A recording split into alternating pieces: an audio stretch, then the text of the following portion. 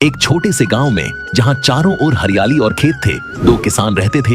एक रवि जो मेहनती था लेकिन हमेशा शिकायत करता रहता था, और दूसरा सुमित जो शांत स्वभाव का और दूरदर्शी था, को कोसता था। जबकि सुमित हर चुनौती को एक अवसर के रूप में देखता था। एक साल गांव में भयंकर सूखा पड़ा, फसलें सूखने लगीं और किसानों में हाहाकार मच गया। रवि ने अपने माथे पर हाथ रखकर कहा, अब तो हम सब बर्बाद हो गए, भगवान भी हमारे साथ नहीं है। उसने अपना सारा काम छोड़ दिया और दिन भर पेड़ के नीचे बैठकर अपनी किस्मत को कोसता रहता था। वहीं सुमित ने हार नहीं मानी। उसने देखा कि गांव से कुछ दूर एक छोटी नदी है। उसने सोचा कि अगर किसी तरह उस नदी का पानी अपने खेतों तक लाया जा सके तो उसकी फसल बच सकती है। उसके पास ज्यादा पैसे नहीं थे, लेकिन उसने अपनी पुरानी बचत से एक फावड़ा खरीदा और अकेले ही नहर खोदना शुरू कर दिया। रवि और गांव के बाकी लोग उसका मजाक उड़ाते थे।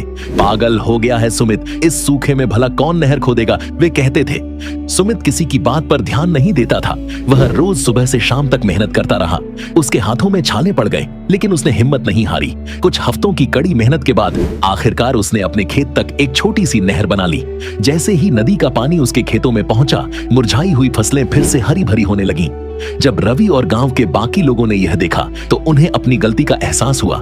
सुमित की फसल लहलहा रही थी, जबकि उनकी फसलें सूख चुकी थीं। सुमित ने अपनी बची हुई फसल बेची और उससे मिले पैसों से एक छोटा पंप खरीदा। अब उसे नहर खोदने की भी जरूरत नहीं थी। उसने अपने कुछ पड़ोसी किसानों को भी काम पर रखा, जो उसके खेतों की देखभाल में मदद करने लगे। धीरे धीरे सुमित की मेहनत और दूरदर्शिता रंग लाई।